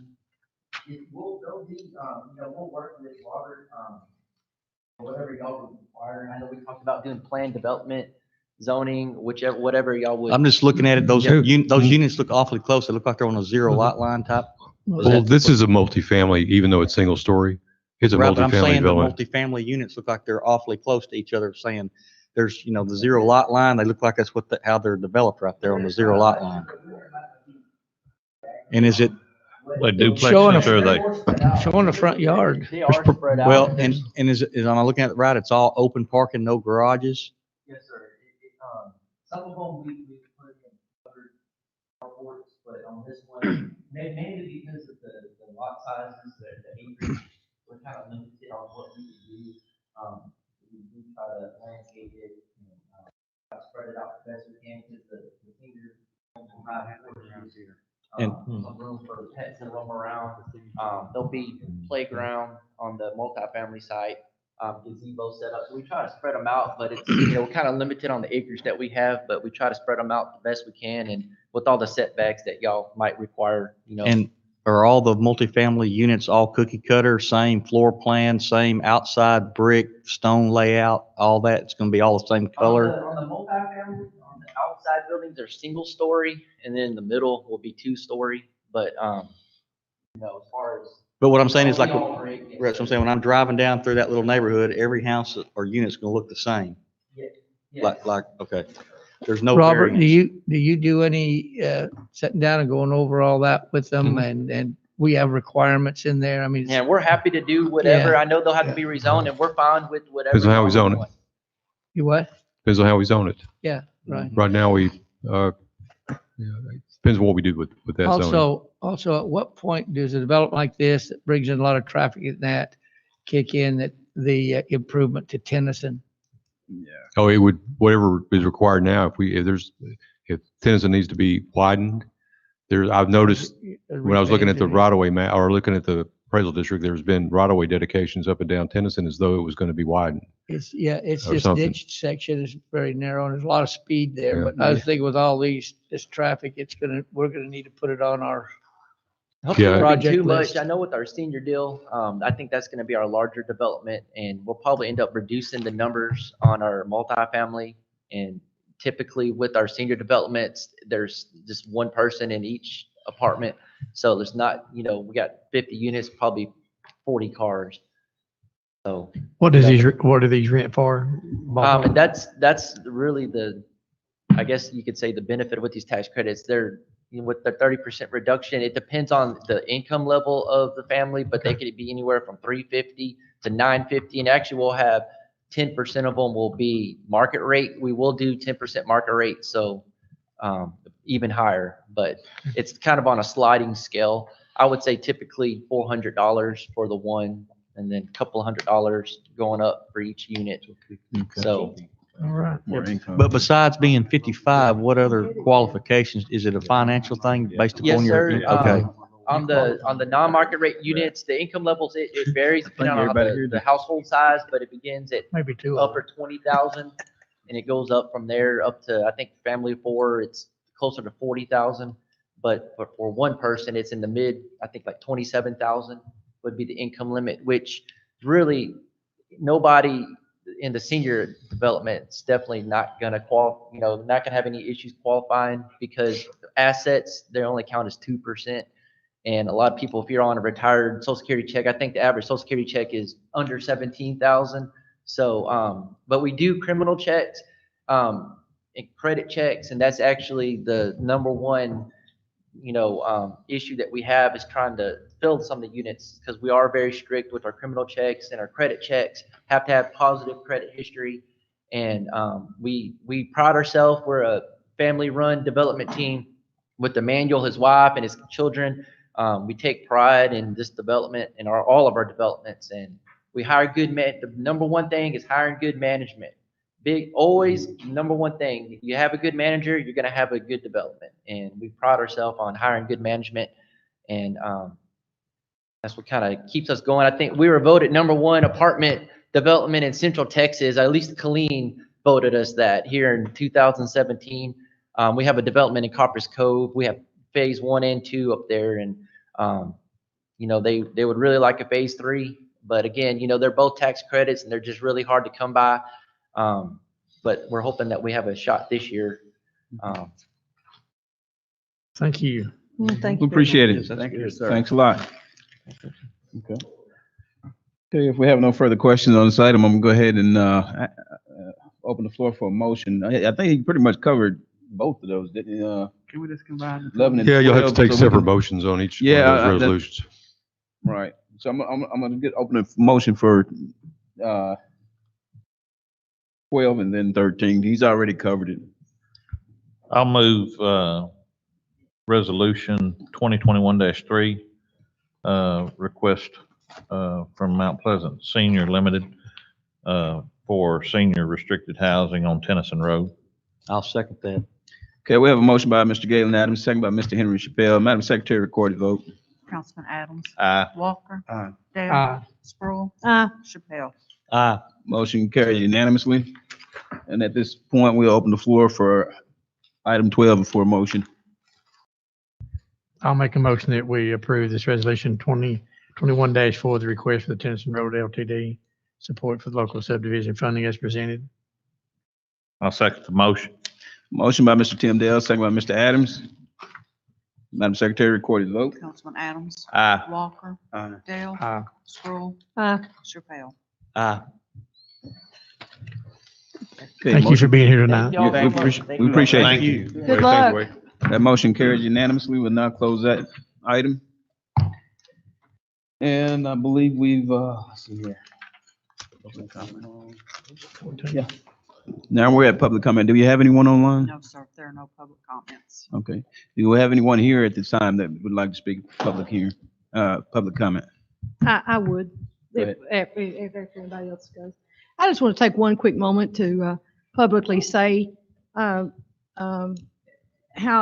grateful I am and my family to have our hospital here, and all with my mother-in-law having been dismissed yesterday with a she had COVID, and then it developed into blood clots and then pneumonia. And right here in Mount Pleasant, it's really been a real blessing and to have such, we felt like they treated her very well. They were very accommodating to every way possible. And I just want to say publicly, Mount Pleasant is a good place to consider living, if nothing else, for our medical facilities that we have here. We have great nurses, great doctors.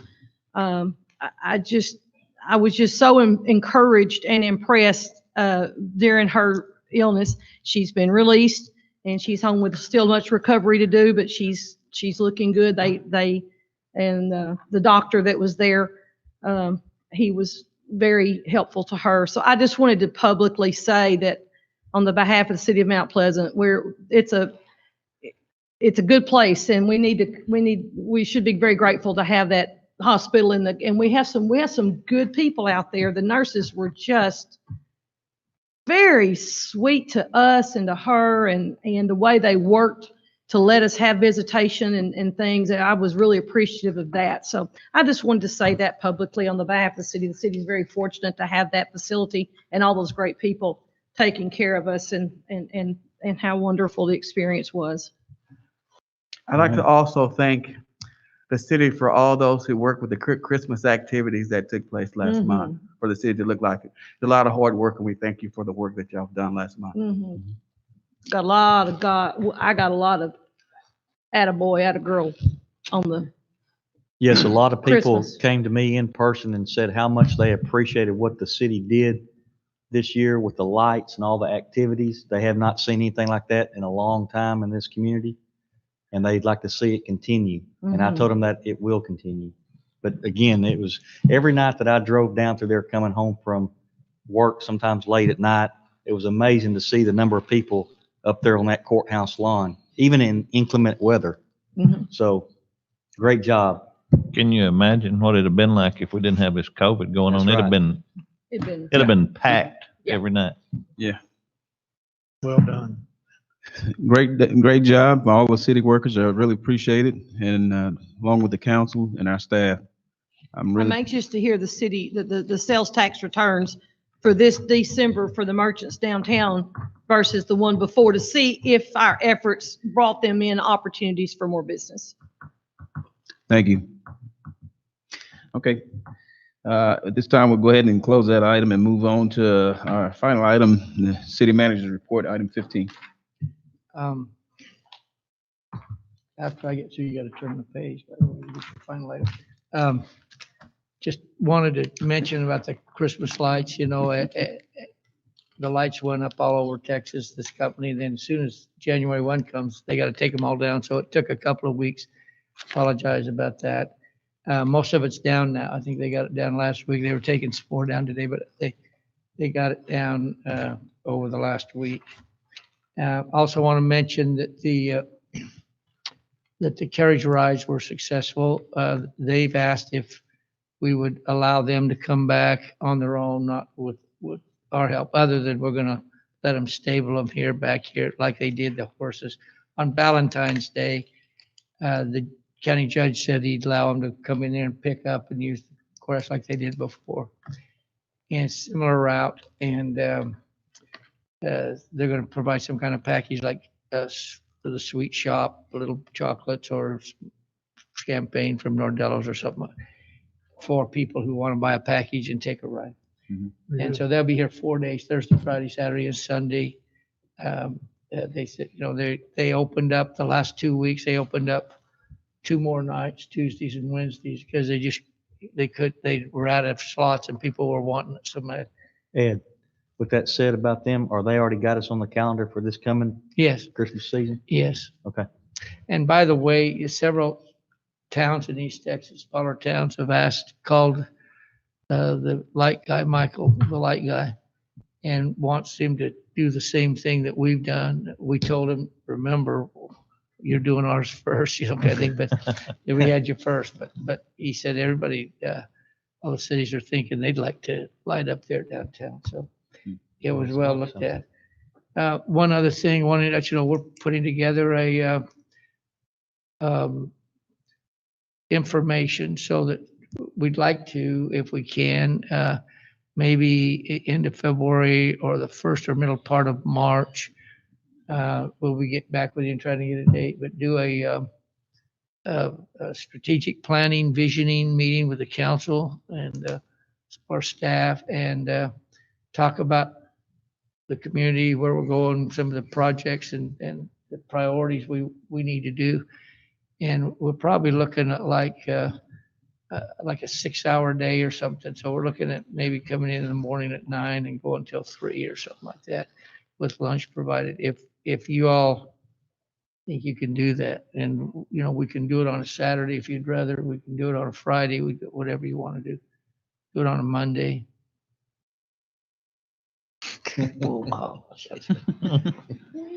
I just want to let you know we'll be coming back and talking to try to set that up. So that I'll tell you, that kind of direction from y'all and input that day will set our direction for the next several years.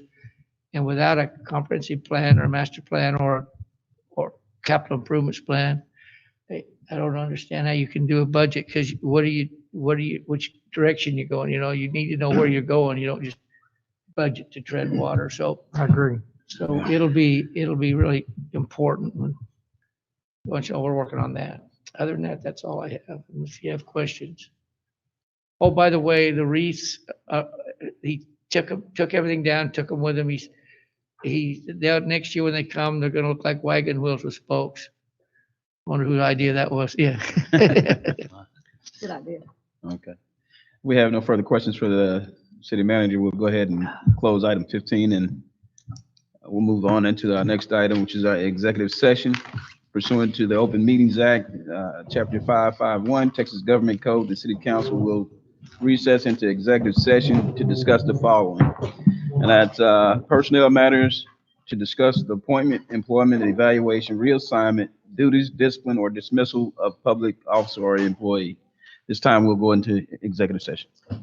If any of you have a board you work with and have some replacements on there, might want to come in. Robert, are yours all going to be redone, or did we get some new ones for you?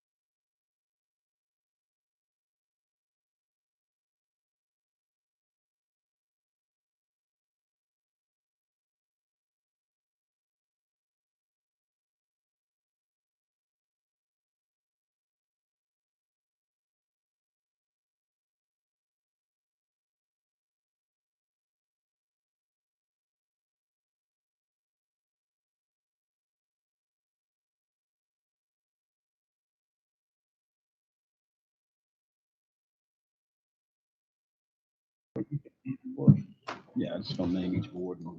And have them vote for all of them. You can just go say, Yeah. all the board, and they make one motion. Oh, be back. Okay. I didn't know it came back. Okay, we're on. Okay, thank you. We are now reconvening into our regular session. According to Texas Government Code, Chapter 551, the City Council will reconvene into a regular session to consider action, if any, on matter discussed in this executive session. And that was to consider appointments to various boards and commissions. Now, let's see, give me just a second here. I got it. Lost it real quick. Okay, the first board I'm gonna open up a vote for would be the airport board, and that's to reappoint all members of that board. And I'll leave the floor open for motion for the airport board. I'll make a motion. I'll second. Okay, we have a motion by Mr. Tim Dale, second by Mr. Henry Chappelle. Madam Secretary, record the vote. Councilman Adams, Aye. Walker, Aye. Dale, Aye. Sproul. Chappelle. Aye. Motion That's unanimous. everybody that goes out in 2021, the first three there. Yes. Those are the first three. Okay, and the second one would be the cemetery board. Our floor will be open to reappoint members that are up now to be reappointed. First three. of First them. three, it'd be the first three on there. I guess you want to go ahead and name? Mhm. Okay, the first three on there would be Lily Rondles, Chaz Curtis, and Linda Zepeda. You know, he could go down and name each board and then make one vote for them if you want to. Yeah. Can't Yeah. they? Let's do Yes. that. Yes. Okay, go to Civic Center then. Okay, the Civic Center Board, and that would be the top first three on each one of them. Mayor, just to clarify though, on the cemetery, you're gonna have Cemetery, yeah. J.C. White replacing. Willie Williams. JC, yes. Okay, Oh, for the yeah. cemetery board Mr. JC White will be replacing Mr. Willie Williams on the cemetery board. The Civic Center board would be a reappointment for, is that Vicky Coates, Clint Cooper? Oh, no, No, Tim Dale. Vicky Coates, Tim Dale. Tommy Smith and Ashley Earl. That's James it. Max. And James Maxton, okay. No, Is that right? no. You're gonna need to get on this page right here. You're gonna be these here. Tommy It ain't Smith. marked on here. Let me see yours, Tim. Okay, well, I ain't got that right there. Those are the three new ones. Those are three new, okay. Okay, the reappointment for the Civic Center Board would be Tim Dale, Tommy Smith, and Ashley Earl. Is that correct? Correct. Yeah. Okay, That's correct. okay. And then we did the Mount Pleasant Cemetery Board, adding Mr. J.C. White for the Cemetery Board. Parks and Rec. Parks and Recs would be. You're gonna reappoint Crystal Porter, Is which it was Crystal Crystal Porter? Cassio, Christy Flanagan, and Sam Parker First three names. for the Parks and Rec Board. Okay, Christy Cassio, Christy Flanagan, and Sam Parker Jr., right? Correct. Yes, sir. Okay. And then the library board,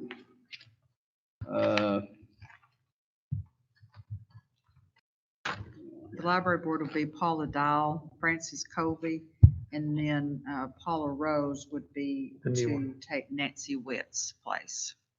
And she was gonna call her and ask her what she You're said. gonna make sure on her. She had to talk to her now. okay. There you go, Tim. I don't see the rest of them. Anyway. Okay, the Mount Pleasant, no, Planning planning and zoning. Planning and zoning commission. That would be, James Arledge. Oh, is that right? Yeah, Arledge? yeah. Nikki Hine and Michael Davis, Charlie Thomas. Charles Thomas, and Greg Hope. Those are reappointments. No, it's No, just, Jake- just Charles James Thomas is Sarge, regular. Nikki Hine, and Michael Davis. That's it. Yeah. That's it. Yeah. The other How two, come the other two aren't up? they've got another Because they year. got another year. Oh, because of their staggered. recent, Yes. okay, Came up 2022. sorry, thank you. Okay, here's the dates right there. Okay. Okay, and then for Mount Pleasant Housing Authority, I'm That doesn't, sorry. that does not go until June. Theirs do June? not expire till June. Okay. But the industrial development, no. Same thing. And the Main Street, where we have decided to, look at that further before we make a motion on that. We will need to get some appointments from the Industrial Development Corporation, though. Mhm. They, And that I'm will not be, sure why Yeah. those weren't on here, but well, I couldn't hardly hear you. I'm not sure why the Industrial Development Corporation didn't bring theirs forth, but they do have some that are expiring that need to be reappointed We'll as well. contact them. Okay, see yeah, if, we'll- they redo them or what. Okay. And again, like I said, the Main Street is what we will be deciding on at a later date. So, with all those, I'm gonna open the floor for a motion to approve the reappointments.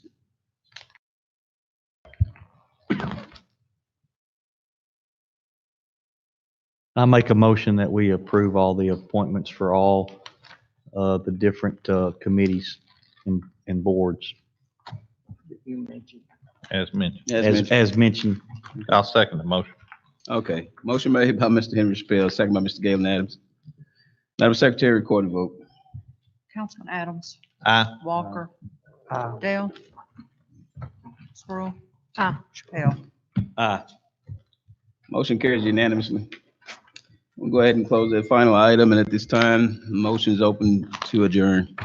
I make a move that motion, we adjourn. adjourn. Oh, wow. Second, third, fourth. Okay, we are adjourned. Thank you. Yeah. Hey, it didn't take many of y'all to decide. Oh, no, it's time to go, boy. I've been here long.